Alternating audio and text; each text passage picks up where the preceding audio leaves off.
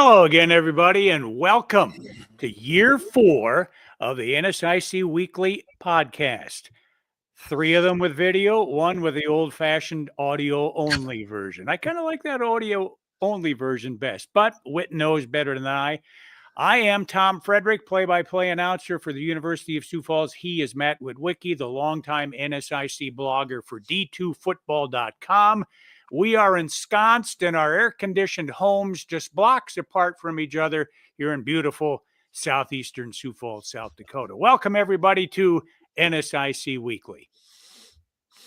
Well, buddy, this is it is crazy hot today here. I think 90 almost. And beyond that.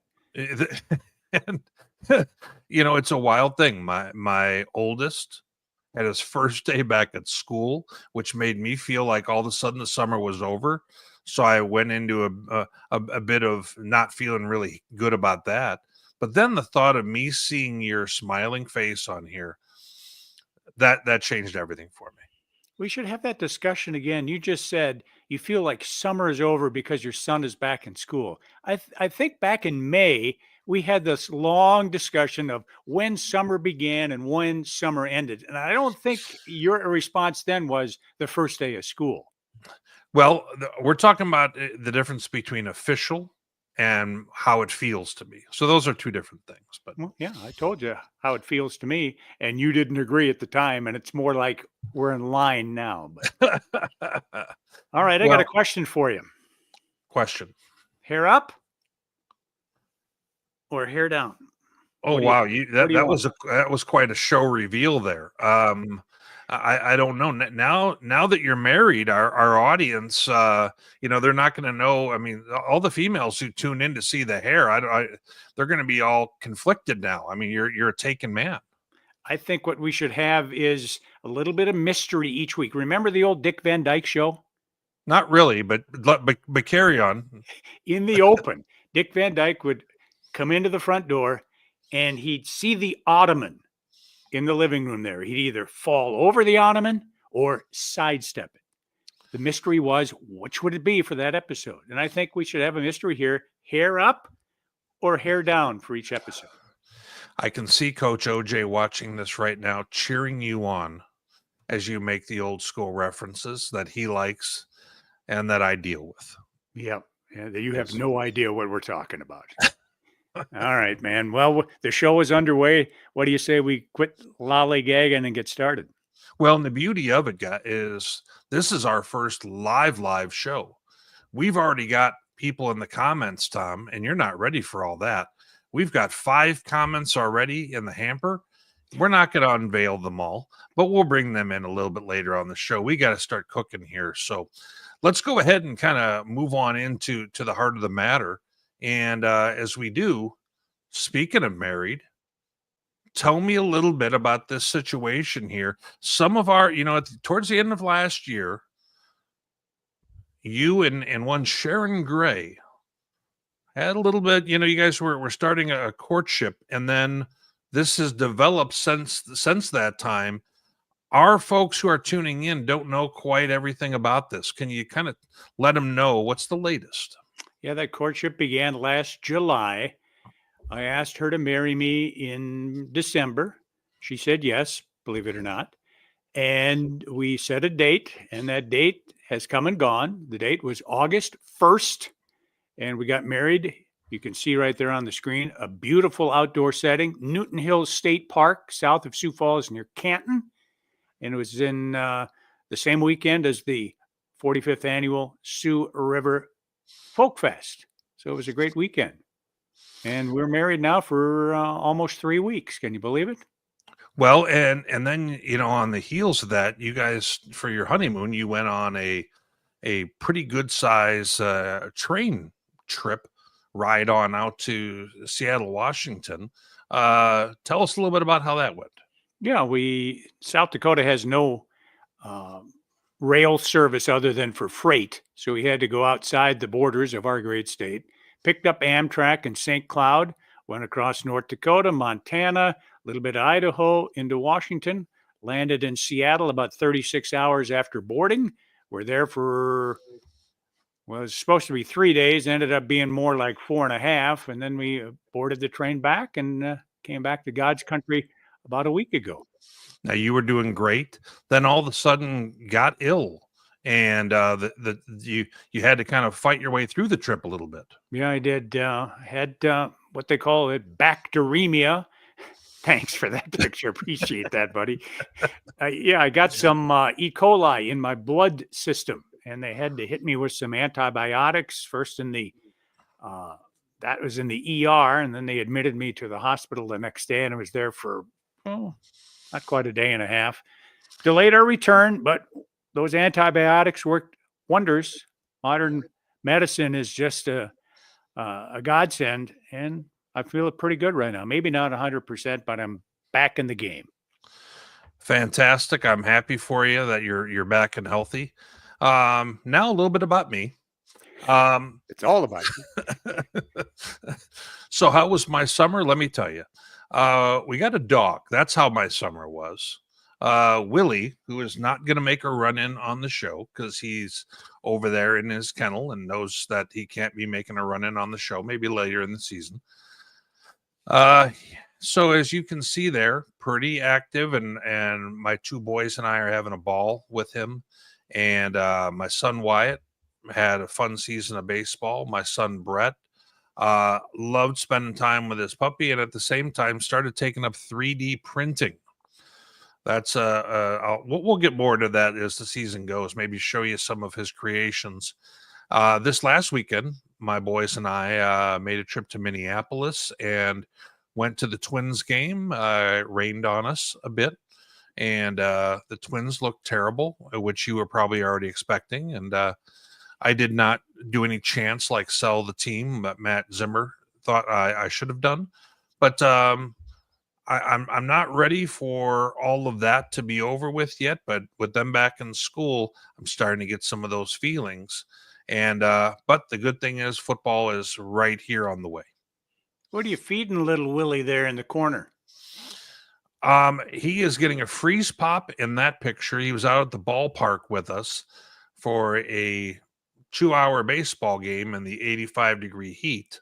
And we let him cool off a little bit with a freeze pop. And he thought that was maybe the best thing ever. He's a cutie. There's no doubt about it. Yeah, he's gone from 7 pounds to 17 pounds on me. So all of a sudden he's gone from a little cutie to being a handful. But we love him, and he's a lot of fun. How do you keep him quiet during the show here? You just a heavy dose of melatonin, and we're good. All right, Doc. Let's move on to some football stuff here. As we go ahead and we take a look, Tom, this year, we've had a few changes in the offseason. Division II went to automatic qualifier for every conference champion, and there is 16 conference champions. That said, the executive board for Division II also decided to move the playoff from 28 teams to 32. So essentially half of the field will be conference champs. The other half will be at large. And there's also new super regions to kind of go along with this. Before you jump into the regions, I want to ask you a question about the expansion from 28 to 32 teams. Back in the day, the number 1 seed got a first-round bye. No longer the case with 32 teams? You're right. So everybody will be playing.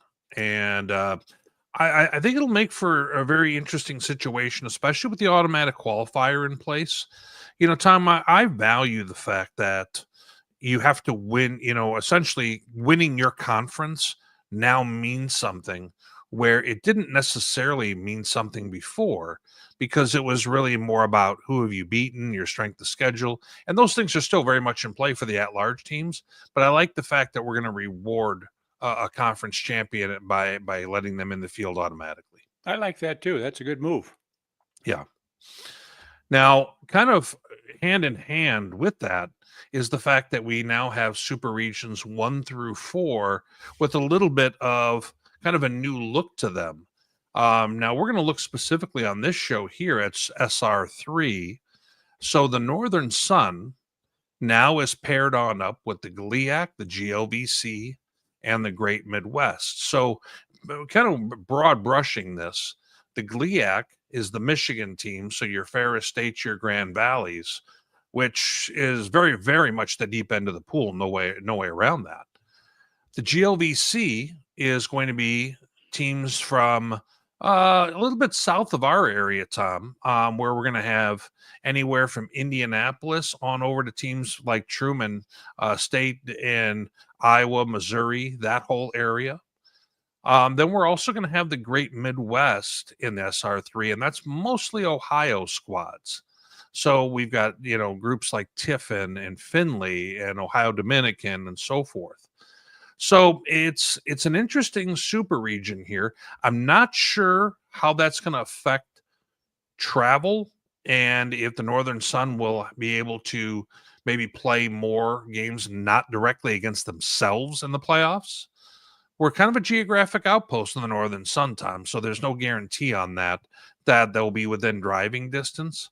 But I kind of like this change up here. And most people will look at this and think, you know what? The Super Region 3 goes through Ferris State or Grand Valley, and that's something that the Northern Sun teams are going to have to contend with as well. Well, it always used to be the region they were in had to go through either Northwest Missouri or Colorado Mines. So you're just shifting a few of the squads. But all in all, in your thoughts here, NSIC being in Super Region 3, advantageous to the league when it comes to the postseason, or just a wash from where they were in Super Region 4? I think the Northern Sun had it pretty good before. And the reason why is at that time there was 15 conferences, not 16. Top left corner, the one where you see the CC, that's Conference Carolinas. They're a brand new conference, which has brought this to 16. In the past, the Northern Sun was in a super region with only 2 other conferences. So, in other words, the number of teams overall was less. Now they're going to be in one where you're having 4 conferences in that super region. So naturally, you would think maybe you don't get as many teams. But now when you move from 7 to 8, you also may have a case where that may be an equalizing factor. We're going to have to kind of see. But it's really going to be a matter of, I think the GLIAC and the Northern Sun are going to get their teams in. It's a matter of strength of schedule and how well does the GLVC and the Great Midwest do out of conference to help their own strength of schedule so they can get their second team in and things like that. Otherwise, you would think it's just kind of 2-2-2-2 across the board in these scenarios until you start to see strength of schedule or some teams really flexing their muscles in other conferences suggesting otherwise. In Super Region 3, no silo scheduling. All leagues have the ability to play outside the conference? Correct. Yes, that's exactly right. So we're going to have a lot of out-of-conference results, especially in week 0, right off the cuff, that will help shape the power of the league and maybe which leagues get more teams in the dance. Okay. Interesting stuff. Well, let's move to a little bit more specific Northern Sun news, moving away from the national stuff. And I'll let you kind of take it from here, buddy.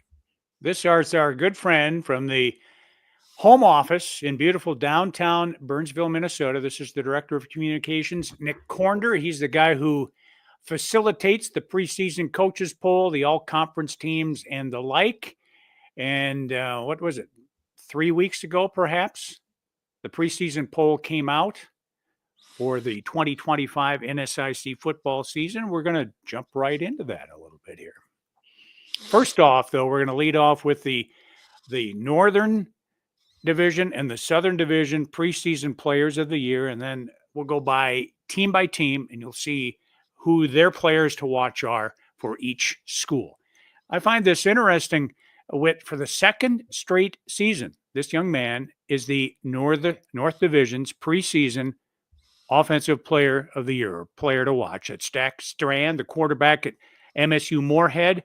And this young man, standout offensive signal caller, and you guys even picked him on your Elite 100 team, D2football.com. Yeah, first team. He's QB1. So He's almost at 10,000 career pass yards right now. Which, if you think about it, since he started as a freshman, he has gone ahead and averaged about 300 yards a game. So it's pretty wild when you think about the production that he's had. And I tell you right now, it feels like it's his time, doesn't it? Kind of wild to you and to me, perhaps, that he's still at Moorhead with the landscape of college football, that he didn't take off and go somewhere else. Yeah, I would say very commendable, because of the fact that he's certainly had interest, from schools, whether it's FCS in the Dakotas and others like that. But also, you would think that he would also have had FBS interest in surrounding states and otherwise. So for him to stay there, I think that does say a lot. Yeah, I like to see loyalty in this day and age. There's not a lot of it anymore, if you ask me. Sure, absolutely. Defensively in the North, this guy's a tackle machine. Out of Aberdeen, South Dakota, he plays for Northern State University. Jake Adams, the linebacker. Yeah, and Jake, what was it, right around 150 tackles last year for a defense that was able to notch some huge wins against top 25 type opponents. You look at the Bemidji State game, and you look at the Duluth and contests like that. The way that team came along, and they were defensive based, and had success in the back portion of the year, and he was front and center, their guy. So this makes a whole lot of sense to me.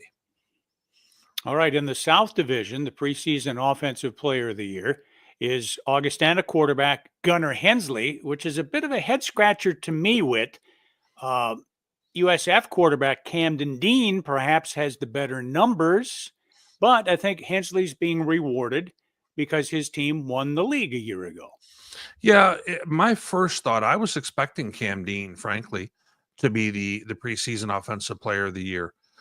His production's probably a little bit more, but at the same time, Gunnar Hensley, and you take a look at how good Augustana was last year, it makes some sense. So it's one of those things where certainly you're going to get rewarded for being a great player on a top team. And Sioux Falls is kind of, they're on their way there, I think. But clearly Augustana has got a leg up, without a doubt.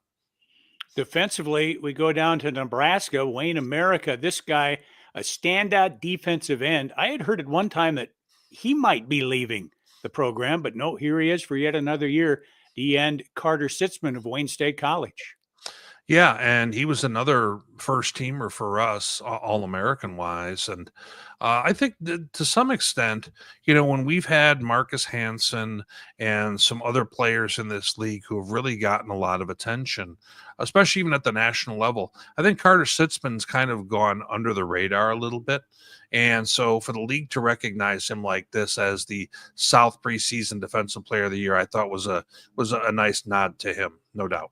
You mentioned a name there, Marcus Hansen. He was the North Division Defensive Player of the Year a year ago. He's now in the South Division at Minnesota State Mankato, yet he doesn't get the Player of the Year accolades. Very interesting, but strange. Yeah, and I take a look at this here, and I think the fact that he moves teams and you're not sure exactly what that production is going to look like on another squad, but at the same time, boy, it sure feels like you got a team like Mankato where the rich get richer to some extent, doesn't it? Yeah, it sure does. All right, we got the preseason league players of the year out of the way. Let's take a look at the individual squads, all 14 of them, should we? Sure. And we'll get started with the team that was the number one pick of the coaches. This team went deep into the playoffs a year ago.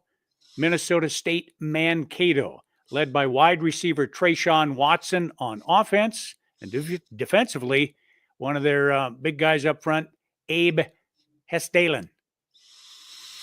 Yeah, and when I take a look at Mankato, my first thought was, okay, they're losing a fair amount, especially what's on defense and at the line of scrimmage.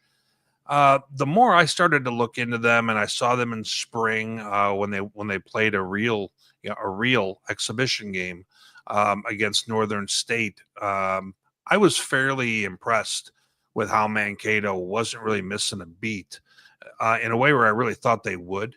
I think they're going to miss, they're going to miss some of their key players from a year ago. And I think especially like tight end Gabe Hagan, I think is going to be missed.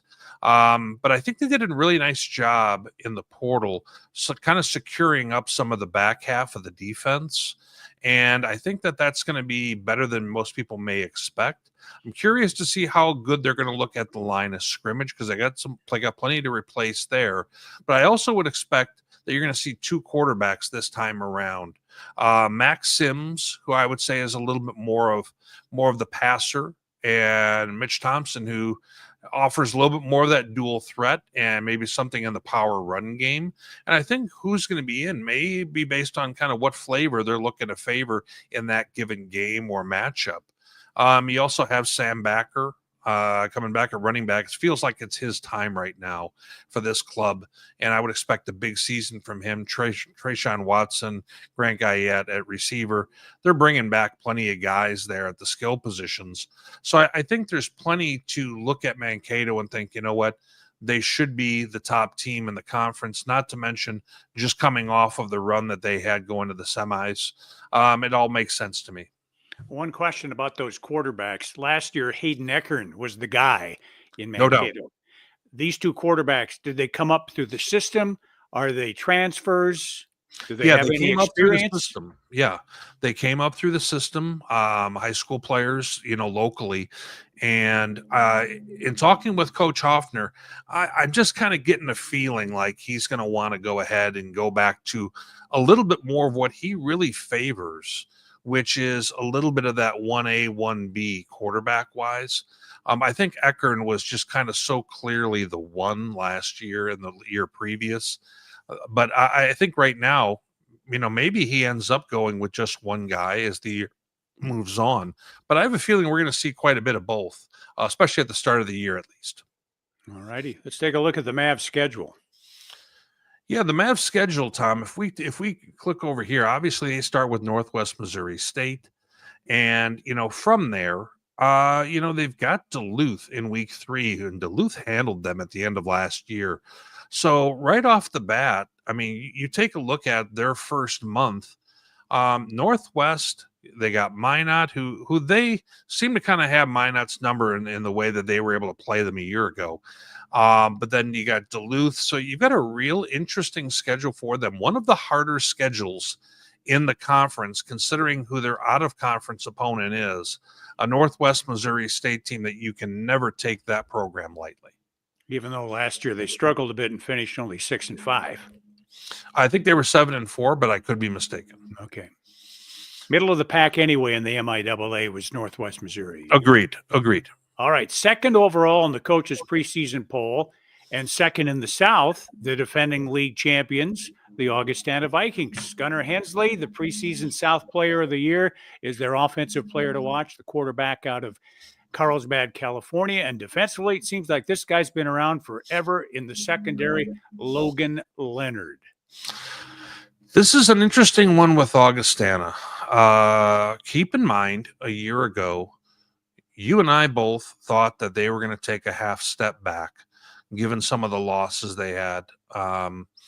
Then all of a sudden at the 11th hour, Mr. Epperson puts on his cape and comes back into the room and says, yeah, I'm going to be a part of this. And he was a big, big piece for them last year and really bailed them out in some tough moments. Now, as I take a look at this group this year, Gunnar Hensley's absolutely emerged and is a dude for them. But they've lost some big pieces defensively. When you look at Peyton Buckley and crew that they have lost, whether it's at backer and corner and defensive line, frankly, some of their top defensive players, probably a handful of them, are all gone. I don't think you can just replace players like that. So I think that's going to be challenging for them to get themselves where they want to be defensively. Offensively, I think that they're still going to be pretty good. But at the same time, the home run threat that Epperson offered them, there's no denying that you can't just go ahead and have next guy up there. It's just not the same. So I think Augustana is getting a lot of respect from the coaches for how they've been the last 2 seasons. It'll be interesting to see if they are right in that playoff mix at the top, because they definitely have some big challenges to overcome. All right, Augie has a favorable schedule to open. They have to play Saturdays, though, because they don't have any lights at Kirkby Over Stadium, so they can't get that Thursday night game in. But they've got an out-of-conference game, and then they welcome the newest member of the NSIC, Jamestown, here to Sioux Falls. Yeah, and I'm enjoying the fact that, for my own selfish reasons, I'm going to be able to go see Mankato host Northwest on Thursday night to open the year, and then on Saturday get a chance to see Missouri, or Mo West as they're now officially being called. Get a chance to see Mo West come to town.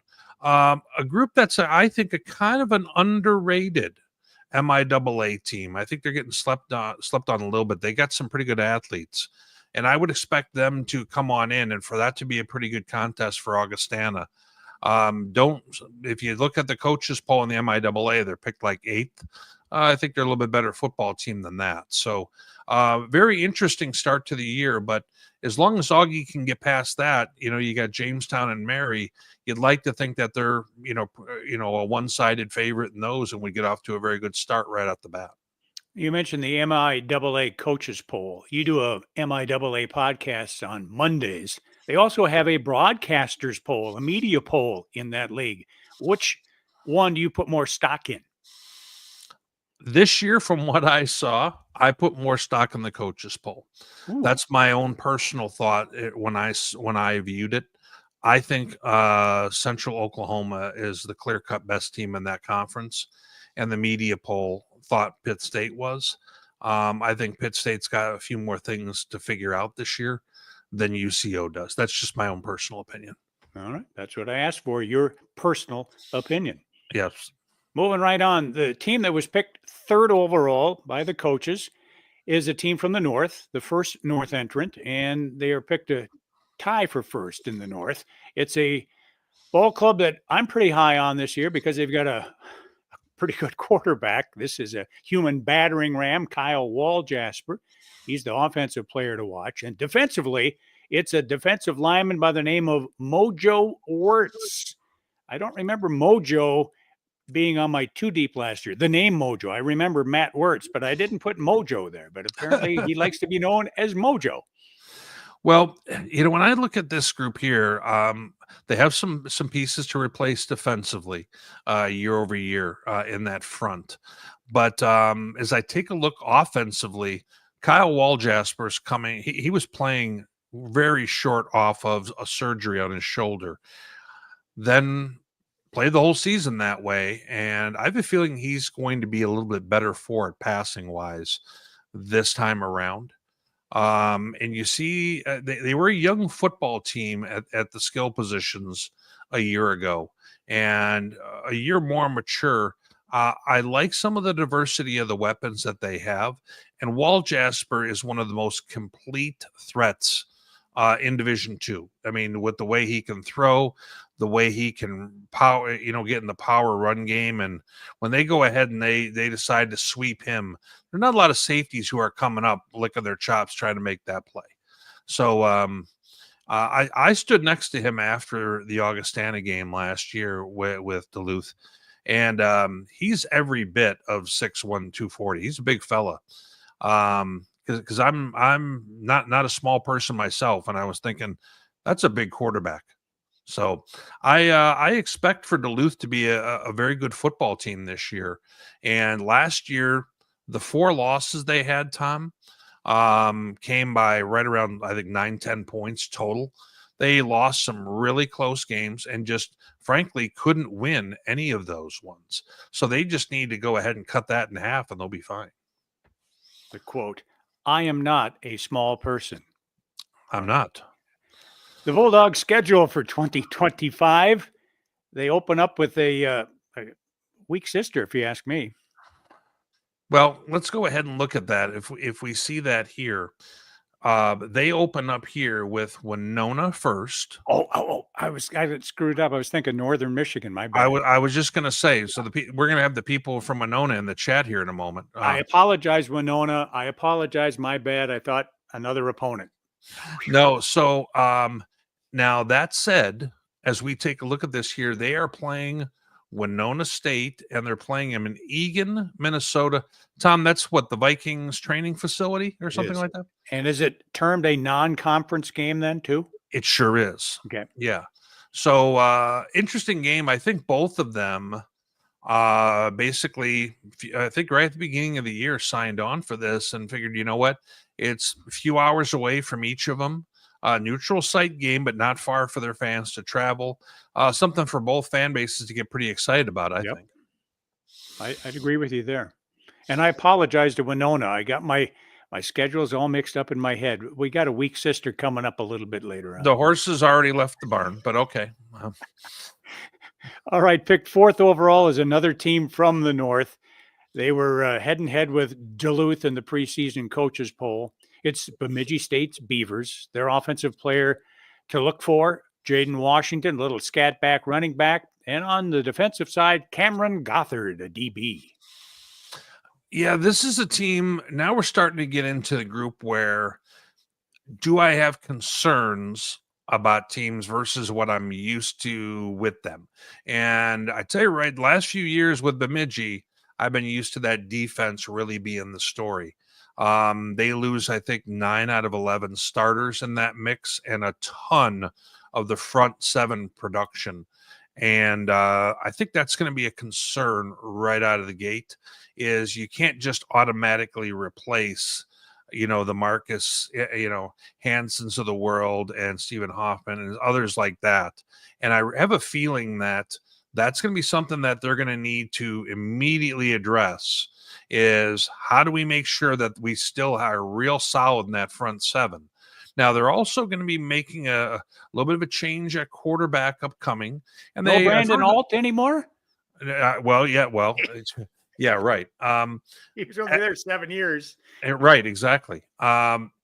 They have a little bit of a quarterback competition is the word there. So maybe they end up doing a little bit of what Mankato did with a 1A, 1B, depending on kind of what flavor they want to have. They've been pretty good doing that Wildcat for the last few years. And I wouldn't be surprised if we see them go with that a little bit as well. But I'm curious, how good they get out of the gate. They have a tough road game, Michigan Tech. And we're going to go ahead and kind of see that on our schedule here. And this is their graphic, guys. I got to be honest with you, not the greatest for us to try and make out. But at Michigan Tech to start the year, Michigan Tech was a middle-of-the-road GLIAC team who took them to overtime a year ago. So I think that's a bit of a tester for a team that's going to be a little bit unproven. They're going to have a lot of guys who are playing their first, real important downs of football for Bemidji this year after having a fair amount of turnover. All right, let's move on. Oh, here's a team I'm familiar with. They are picked 5th overall and to come in 3rd behind Minnesota State, Mankato, and Augustana in the South. It's the University of Sioux Falls. Cougars led offensively by their returning quarterback, Camden Dean, a dual threat. And defensively, this guy, he's something to behold. You got to watch him every time he's on the field. The middle linebacker, Andy Henson, a sophomore. Yeah, and Henson is a guy that we recognized on our Elite 100 team. Frankly, Cam Dean was right there on that group. We didn't quite get him on, but boy, if we had an Elite 110, he'd be a part of that mix right now. The Cougars, I think the offensive line, them bringing back basically just about everything there. I have a feeling that that's going to be kind of their calling card this year. That they are going to be one of the better offensive lines in this conference and look to be able to play that style of football. And the fact that Cam Dean can run the ball as well as he does, I think plays into that very well. I would imagine you see a bit of an emergence with a guy like Hank Brown at wideout. And at the same time on defense, I think that this is probably going to be the best defense that Coach Glow has had there in his now third year there. We talked about it. They were almost like an expansion team when he took over a few years ago. So many of those guys have now grown up. It feels kind of like the time is now for a team like Sioux Falls to try and take that next step.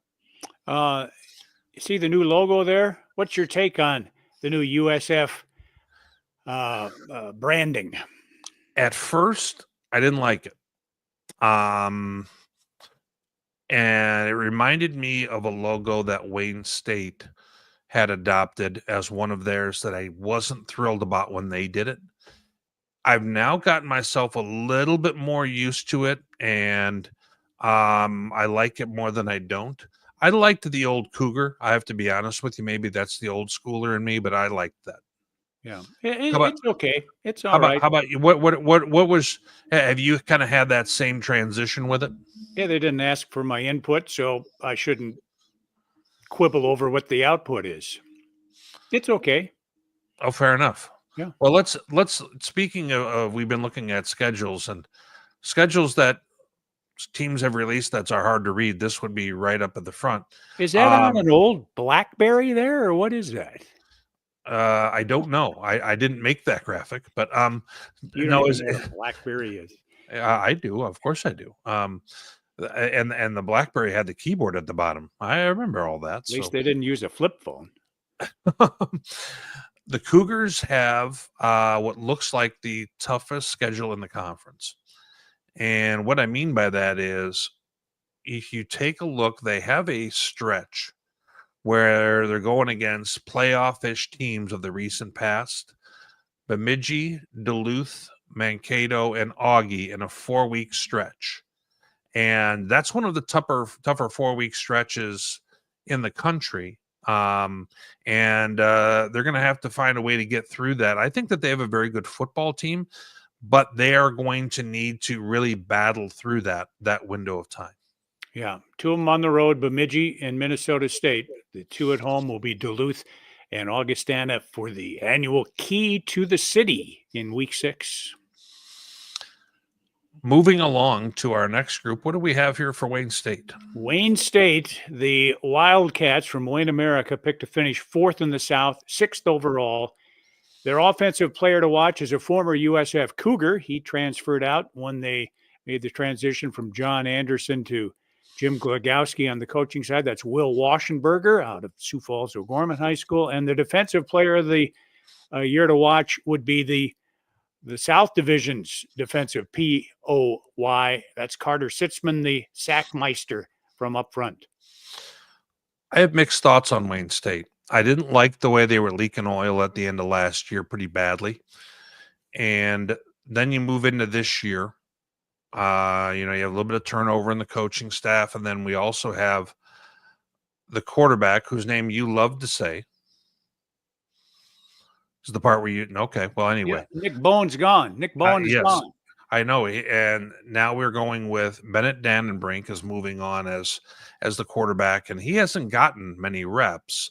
Along with the fact that, and along with the fact that the top receiver they're bringing back, I don't think has caught even 10 balls.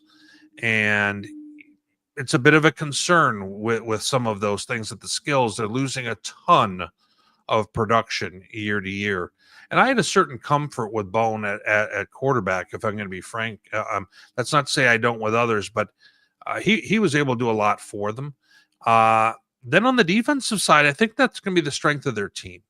I think that, Alex Kowalczyk comes back, by the way. Speaking of Brandon Alt type of careers, he feels like we've been saying that name for a long time at backer. But I think their defense will be good, but their offense has me concerned within the framework of looking at some of what the other teams in the league have. All right, what's your schedule? How strong is it? They have an interesting game in state.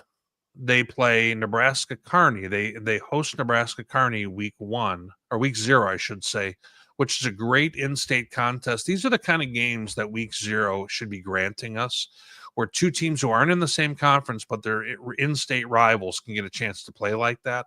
I love seeing that type of thing. Just like USF and Black Hills State, they haven't played in 14 years, and they're within the borders of South Dakota. Speaking of graphics, Yeah. now that's a nice graphic. I like that. I like that a lot. I agree. All right, let's move on. We're at the halfway point. 7th overall in the preseason coaches poll. Halfway home, it's the MSU Moorhead Dragons. They're picked to finish 3rd in the North. Jack Strand, broken record about him, the right-handed quarterback for the Dragons. And the defensive player to watch is a linebacker, Tate Gustafson, who in the past has, he scored on a fumble recovery, if I believe, against Sioux Falls a couple of years ago in a high-scoring affair. Yeah, sure. Coach Lockway's largest senior class that he's had, I think they're roughly 24, 25 this year.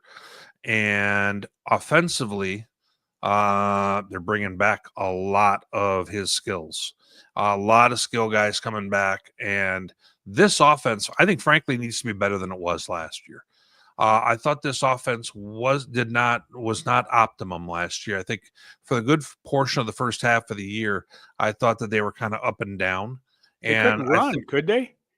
Well, let's be honest. They haven't been able to run the football for a long time, and coach will tell you that. But they were able to supplement that run game by being able to throw so many, dump screens and everything else.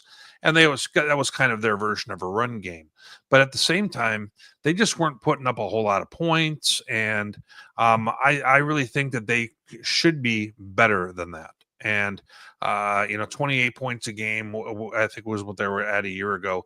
I think that they can be the kind of team who averages about 35 a game. Now, defensively, they're going to have some spots to fill. But as I take a look at this group, I think this feels like the time is now for this group.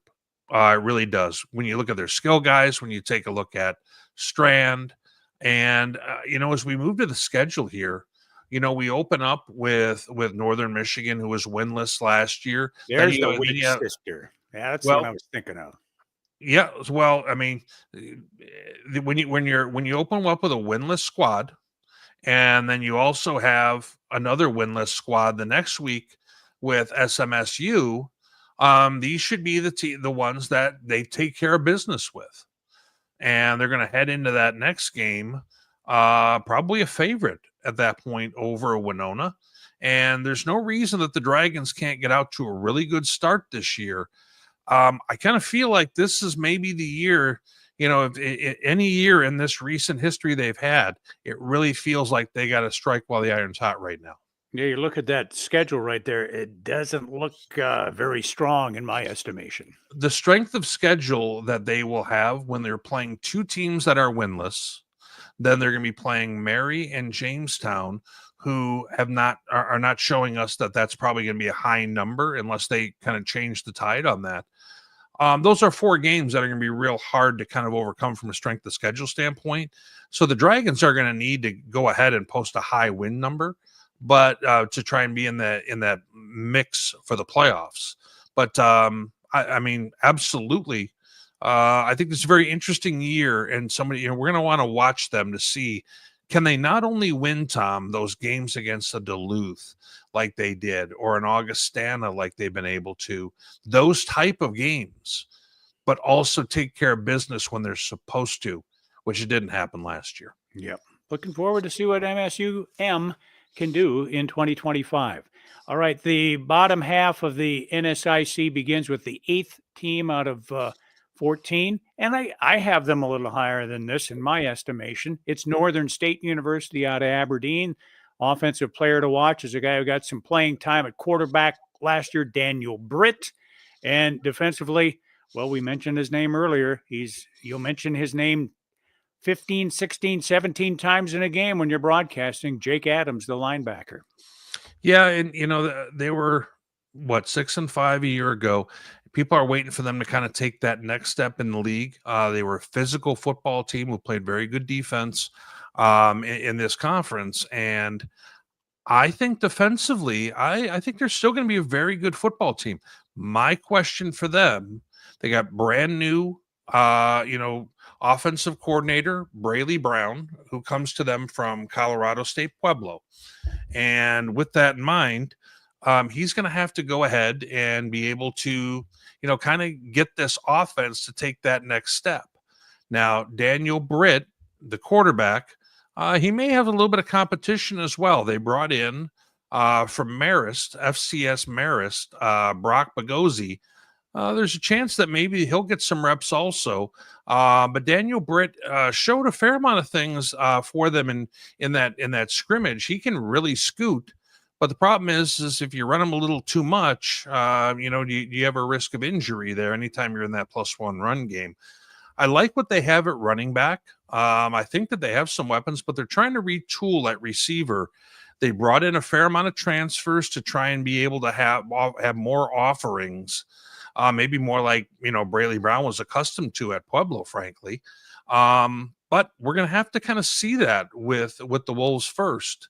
And, when we take a look at them and you look at the schedule, they got Sioux Falls right off the bat. And they don't have a week 0 contest. But then they'll be coming down to Sioux Falls for that first game. I think that's going to tell a fair amount about this Wolves team in that opening contest. Northern State, one of 2 teams in the league that does not play week 0, and those 2 teams meet in the bye week. That's Northern State and Southwest Minnesota State. First of all, Witt, your thoughts on the bye week, and then your thoughts on playing a conference team in that bye week, yet it'll be termed a non-conference game.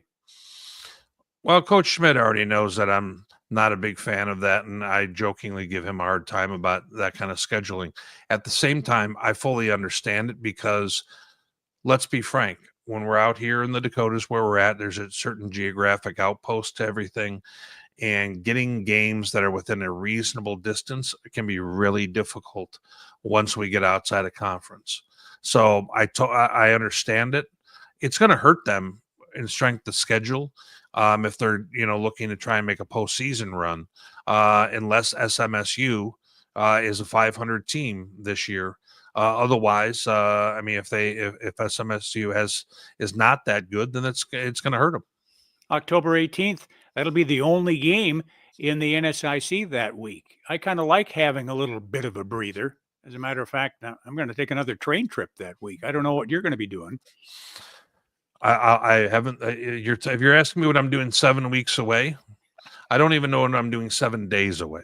You don't even know what you're having for supper, although it's going to be That's fair. Lot. It'll be a lot. Easy. All right. The 9th team out of 14 in the NSIC preseason coaches poll was the Winona State Warriors under first-year coach Brian Curtin. Their player to watch offensively didn't get a lot of time at quarterback last year, but he made an impression on a lot of folks. It's Jackson Flatmeyer. And defensively, it seems like this guy's been around forever. USF did not play Winona State last year, but I remember memorizing this name several years in succession. He's D lineman Connor Haggerty. I'm very curious to see what this squad looks like under Coach Curtin. When Coach Bergstrom took over, 3 years ago, they were able to get their squad to the playoffs based off being a very good defensive team, but they weren't very good offensively, frankly.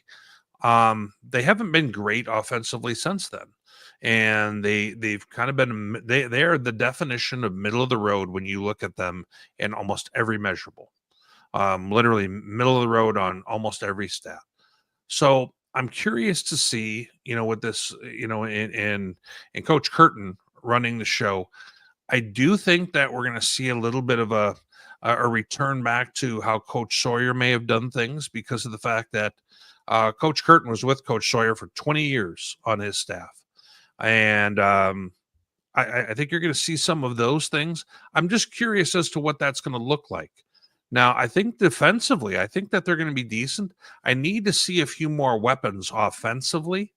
And I think that they need to be better at the line of scrimmage than they have been in the last few years on the offensive line. Now, we both like Jackson Flatmeyer quite a bit. We talked about him last year on the show. Very athletic player. You watch a game with him, he kind of stands out on the field, in my opinion.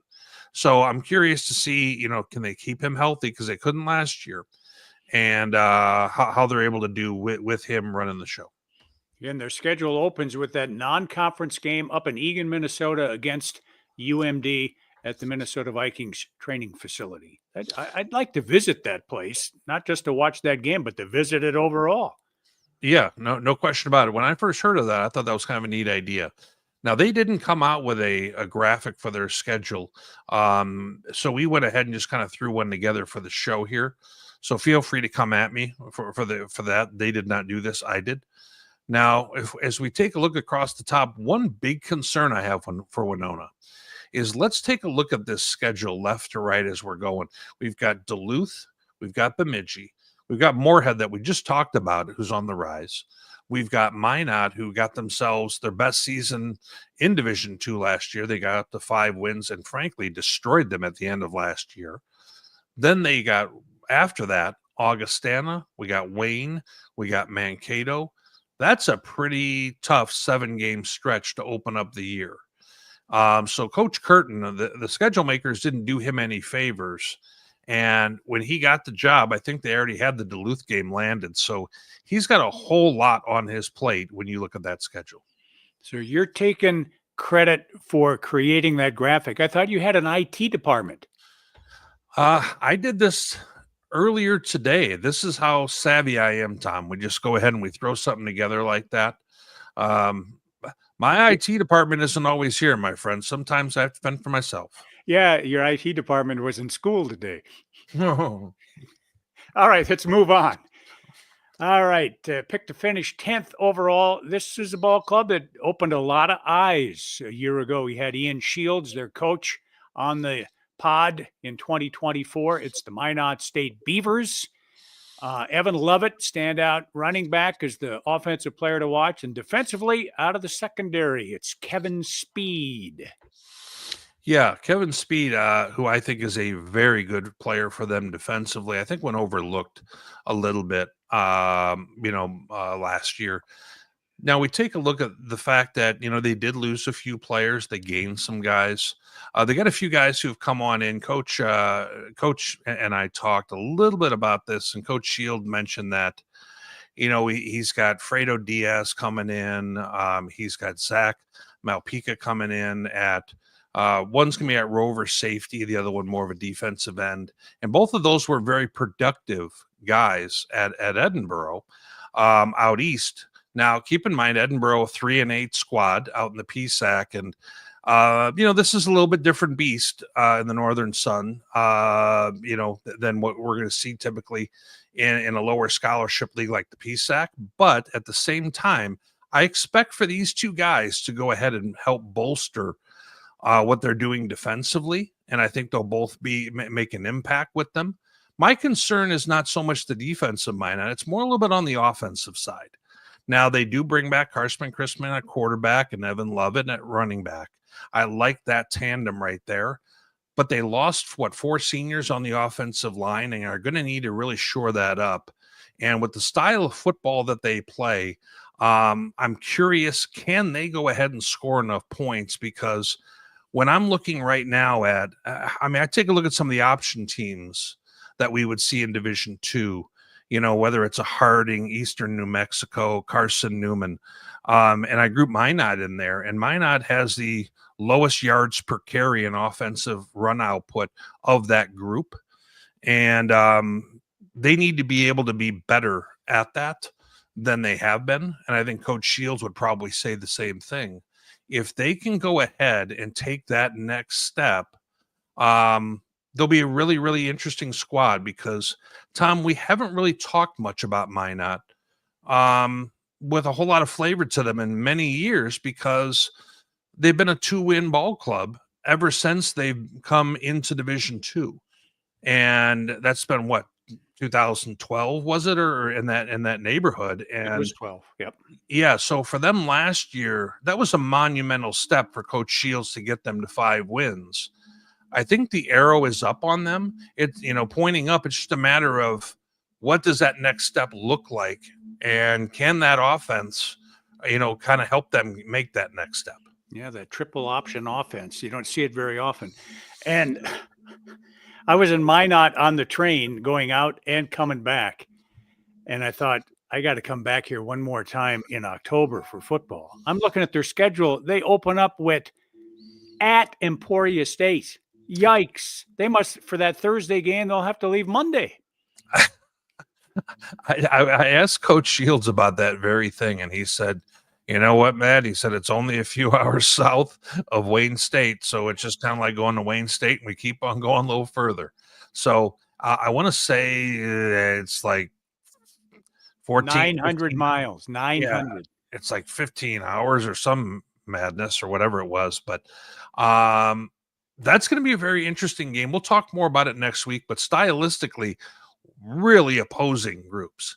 Emporia runs something closer to what you would see from like a Moorhead, where they're extremely pass happy and more of that team. And Minot is stylistically a lot more smash mouth, and there's not a team who runs that kind of offense in the MIAA. So I'm really intrigued by that matchup and see how the Beavers can represent the conference in that week 0 contest. All right, we're nearing the bottom of the league now. And if you ask me, you could throw a blanket over these three teams and you don't know who's going to finish where. I missed one. My bad. I jumped the gun. This team is a little bit ahead of the bottom. Who do you have on your list? Concordia's made the list. Northern Michigan, Winona. My apologies to the Golden Bears. I jumped the gun here. They're a step above the three teams at the bottom of the league.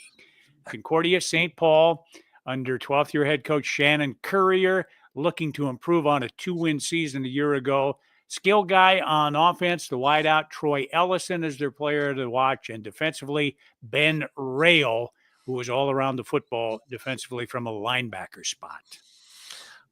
One of the biggest pieces of news with this team is the fact that they don't have Jalen Richardson this year. There's no way around that because he was a superstar for them the last handful of years. Despite the fact that this team wasn't we would consider to be a high-powered or strong offense. Now, that said, in talking with Coach Currier, he mentioned me. I said, how's the quarterback, position look? He said, I got 8 guys competing right now. 8? 8. So right now that was 3 weeks ago. So I'm thinking 8 has probably moved down to like 2 or 3 at this point. But that was interesting. He caught me when he said that. Now they do have a new offensive coordinator who's come over from Northwestern St. Paul, D3, where he had been a 5-year offensive coordinator there. Boomer Repke is going to be the new OC there. They had a winning record and they had some good seasons there. So I think this could be a positive move for them offensively. Defensively, they were solid at times, other times not great. And I think that this is going to be one of those type of deals where someone's going to have to step up and become kind of their guys, because it seems like everything is out there for somebody to grab and go take the reins. Like Troy Ellison last year, 17 receptions. I think he's a better player and can be a lot more productive than that. We'll have to see. But, Tom, as we go ahead and we look at their schedule, which isn't the easiest to see on there, they open up at Quincy. I think this is a football game they can win. And against a GOVC squad, Quincy down not far from the St. Louis area. I want to see how they represent the Northern Sun in that football game. And then from there, they go on and they've got Duluth and kind of the rest from that spot. But I think we always feel, Tom, like Concordia is that team in the bottom quad of teams that can punch above that group, but they haven't quite shown it the last few years, but it's like they're always a threat to do it. Yep. All right. Here's that blanket I was talking about. You can throw over the bottom 3 teams in the league.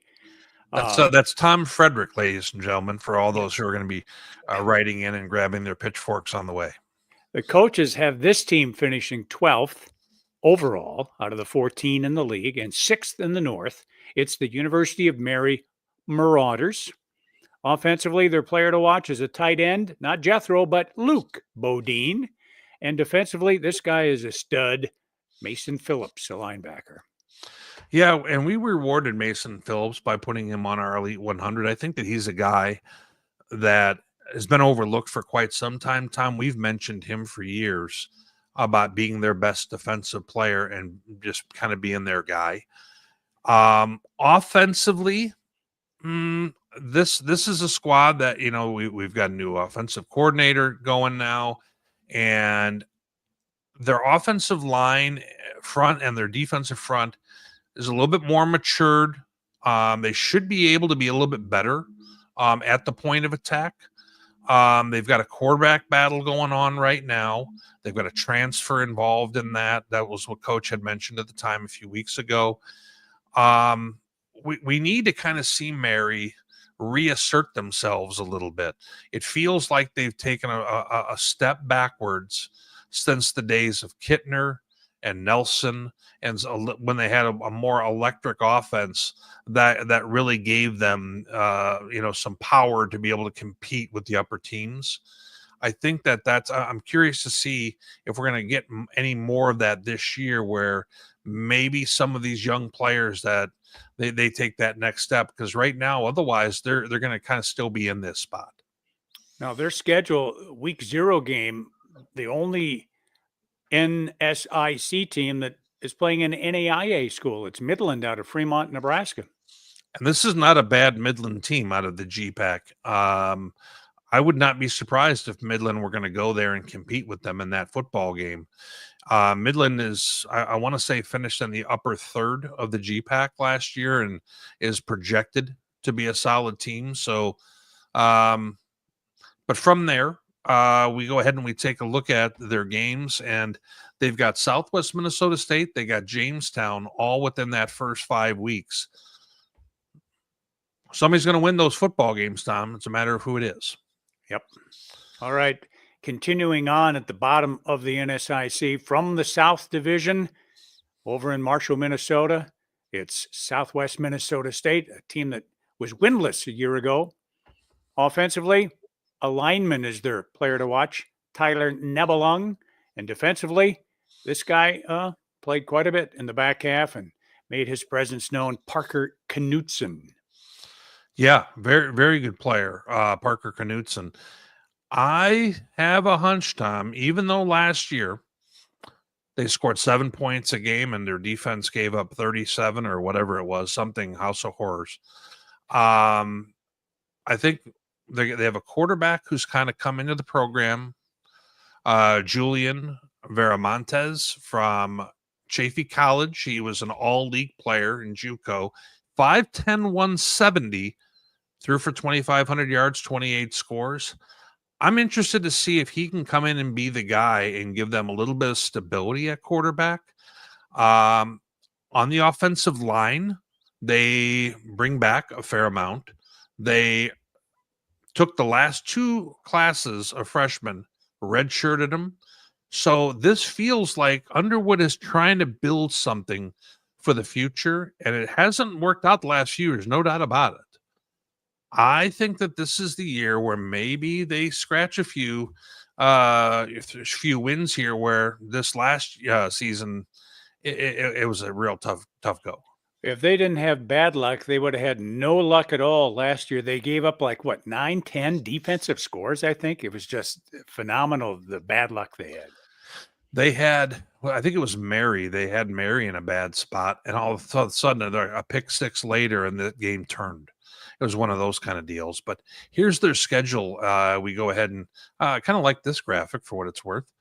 I see in the first 3 weeks, we've got Jamestown and we got Mary right there. I'm saying it right now. The Mustangs are going to start off this year 2-1. Woo! I'm saying it right now. Trying to win some love over in Marshall. You know what? I'm being held accountable, my friend. If I get it wrong, I get it wrong. All right. This is the newcomer to the league. And, as to be expected, the coaches picked them to finish last. 14th overall, 7th in the North. The Jamestown Jimmies, Brian Mistro, their head coach, Erastus Ancino, a wideout, is the offensive player to watch. And defensively, Herschel Jefferson, a DB. This is an interesting addition to the league. I think some of the things are going to need to happen. First off, this squad, 3-7 a year ago, they were 0-6 to start the year. Made some real household changes, and all of a sudden won 3 of their last 4 and competed with their conference champ Dickinson State in a very well-fought struggle. They brought on Tom Dosh, who has been the former Northern State and former Jamestown head football coach, to be an assistant there. I think that's an interesting move. Then from there, they have a battle at quarterback. They lost most of the all-conference guys from a year ago that they'd be bringing in here. Defensively, I have a concern about that because a lot of them were on that side of the football. The offense struggled a lot last year at the beginning, but then got going as the year went on. I think the thing I'm going to be looking at is over the course of time, Jamestown is going to need to get physically bigger. There's a lot of 6'260", 6'270" linemen. And while that was maybe a little bit more okay for the NAIA, in a very physical league like the Northern Sun, that's going to be a challenge. So there's also, they're going to have to kind of reframe some of the recruiting. And they have some transfers coming in who are a little bit more, the 6'5", 300-pound guy. But I think there will be some challenges in regards to size and physicality in the league here, for the Jimmies. Might be difficult to recruit to North Dakota, especially in the wintertime. But, man, they have facilities, beautiful facilities at the University of Jamestown. And you know what? We're going to have Coach on, Tom, with us next week on our Week 0 show, and we're going to go ahead and take a look at some of those facilities, and we're going to get a chance for everybody in the league to get a chance to see a little bit more about Jamestown since they're a brand new member of the league. All right, Jamestown, I misspoke. They don't have a Week 0 game either, and they don't have a game for their bye week. They've just got a 10-game schedule here in 2025. They do, and I'm not real shocked when you're looking at entering a league like this. When you're moving up like this, I don't think feeling the need to get another game like that does you a ton of good, especially when you're going to, be trying to keep bodies healthy and everything else after just moving on up, which is going to be a physical challenge in itself. Well, the NSIC Weekly Podcast is brought to you by Boss's Pizza. And that is something that people have been waiting this whole show to see. Our Boss's Pizza and Chicken. And, interesting little fact, Tom, the owner-operator of Boss's Pizza, they have about, 10 locations now through the upper Midwest. Jeremy Seafelt, his son, pitched last night for the Sioux Falls Little League squad that is playing in Williamsport. He's a 12-year-old. And Murphy Seafelt, great kid. They didn't come out with a win in that one, but they are playing again tonight, actually probably while we're on. And it's kind of a fun deal. They've had an incredible time with it. And Boss's Pizza got a little bit of promo on national television as a result of it. It was a pretty funny deal.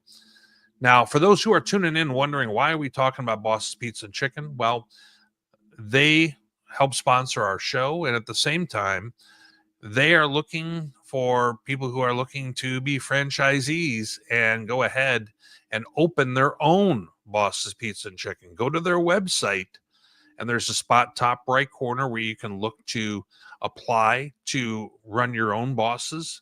If you do, make sure you mention D2 football because we give them a lot of good pub on this show. And a lot of people ask about it when I go to games. It's kind of a fun deal. All righty. We're just about to the end of the show here, right? Well, we get to unveil. Yeah. Everybody's thinking, oh, they're getting to the end. No, everybody. You get a chance to see now who Tom has ranked 1 through 14 and who Witt does. So big finish upcoming. All right. Let's see it. Pull back the curtain. Look at that. All right. Call me a homer if you want. I've got the Cougars winning the league in Jim Glagowski's third year. Much to his dismay, he told me the other day, God, I hope we were flying under the radar, and then you do this to me. But I said, I want to be able to show my face at practice, and I want you to allow me to ride the bus. So this is what happens. No, really. I went through game by game for each team. You asked me to come up with my preseason ranking, so that's how I did it, week by week, game by game, and this is how it played out, honestly. So what do you see being your biggest differences in opinion, Tom, between what the coaches landed on and how you saw it here? I don't know, maybe the rose-colored glasses I wear. It could be. I don't know. Maybe I've been to practice. Well, other than the top spot with Sioux Falls, yeah. Did you feel like you were seeing things much differently than the coaches when you look at the rest of the landscape? You don't have Jamestown last. I don't have Jamestown last. That was a surprise when I went through game by game. I do have everybody bunched near the top like the coaches do. Duluth, Minnesota State, Mankato, Bemidji, Augustana. They're all in the running in my estimation too. They're near the top of the league. So I think and Northern and Moorhead are right smack dab, on the cusp in my estimation. I don't know anything more than the coaches know. I think it's just they have to go out and play the games. They could make us all look good or they could make us all look bad. Yeah. Let's see yours. Let's see the answers to the quiz. Now, I have Mankato as the top spot in the league. I have Sioux Falls second, and there was a time before I saw that the middle of the schedule was Sioux Falls where I may have even had them battling in the one spot because I just think that they bring a whole lot back, including the quarterback, and I think they're ready to take that next step. Then from there, I think it's very difficult. Duluth, Augustana, and Bemidji that I have in that 3, 4, 5. I have Augustana taking a half step back. I said this a year ago. It was dead wrong. I think Bemidji, has lost so much on defense. I just think that's a real big ask for them to be a playoff team this year. Now, Coach Bolte will be looking me up here on my phone here any moment, and it'll be ringing. And notice who I have sixth. I have Moorhead right as the leader of kind of that next group. I think that there's an outside chance that they could compete for a playoff spot and be in the regional rankings and things of that sort when we get late in the year. Then I think you got Northern and Minot, which I look at in a very similar way. I would not be shocked if Minot took that next step and ends up being a 6 or 7 win team, depending on, how they get that offense rolling and if they can really control some football games with it. Now, some people are going to say, Wayne State 9, what is he talking about? I'm concerned that Wayne State may be having a little bit of a rebuilding year here with some of the weapons that they lost that I thought were a huge piece of their success in the recent past. Winona State I have where they are just because I haven't seen a lot to suggest to me they're going to make a big jump up. And some of the other teams I think I'm just more high on in that same mix with Minot and Northern, for example. Then from there, I think Concordia is just flat out a step better than anybody in that bottom 3. And I have SMSU getting out of the cellar, winning a few games this year. Then I have Mary, and I don't have Jamestown making it to the pay window this year. Ooh. I'm sure Coach will give me a hard time about that, but you know what? I would like nothing more than if they were to prove me wrong there. Well, you've got Southwest winning 2 out of their first 3, and that's got them above Mary and Jamestown in your standings. Well, it'll be interesting to see as the season wears on. Now, the interesting thing here is we're going to go ahead and remove this for a moment, Tom, and we've got some comments that we want to go ahead and share. Okay. Now, the first comment that we have, Chris Spotsford, he chimes in and says, Tom, I'll kick this coverage with Sharon. Thanks, Chris. Appreciate that, buddy. See the comments already coming to life here. Yep. We also have one of our guys, Tukes. He's making a run in on the show. a guy that I know that you chat with pretty regularly. Voice of the Wolves, does a great job for them and has really elevated kind of everything they do media related with that club. Now, Chuck Bittner, our national guy, he even chimed in and said all the single ladies who used to watch the show are now very disappointed that Tom is a married man now. Okay. Have you guys done some studies to see just how many single ladies watch the show? We don't have quite that level of analytics yet. I didn't think so. But yeah. So now I did notice that we have some folks from Minot who are maybe a third of the comments, and we probably have at least 50 comments or more, Tom, in the chat. So we've got people who are high on Minot State winning the North. These might be people who are related to the program because of the frequency of some of these comments. We also have Coach talking about his son, who is a transfer on in. And I will give one point I will say to the folks from Minot. We think that the arrow is pointing up, and we're talking very well about your team. Let us do the talking for your team, and you guys don't feel like you need to. Fair enough. So I'm looking forward to picking these games next week, Tom. I'm going to have some upsets ready to go. But you know what, Tom? It's great that we are back.